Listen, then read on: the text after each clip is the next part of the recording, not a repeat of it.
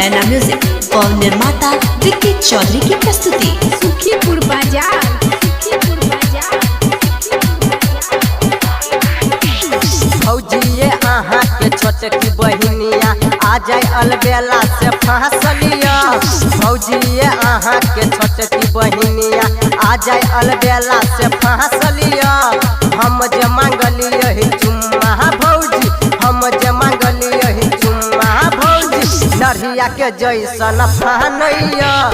भौजिए अहाँ के छोटकी बहिनिया आ जाए अलबेला से फंसलिया। भौजिए अहाँ के छोटकी बहिनिया आ जाए अलबेला से फंसलिया।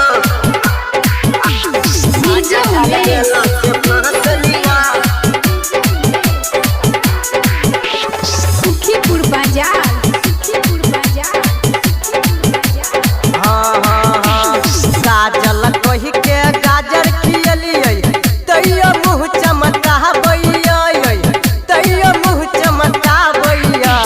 एकरा दिशा में है गाँव के लोगियै, एकरा दिशा में है शहर के लोगियै, सब कुछ सब उ जानैया।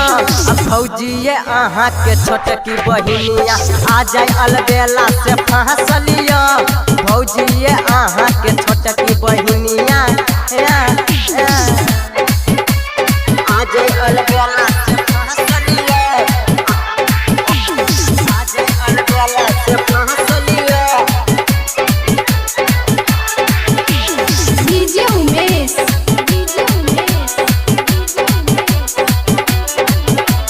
सुखीपुर बाजार, सुखीपुर बाजार, सुखीपुर बाजार। छत पर जाके फोन करैया, आज सब बतियाबैया, आज सब बतियाबैया। राइटर महिलिया मोबाइल छीनलकै, डीजे क्रांति मोबाइल छीनलकै, काजल बैठ के कानैया।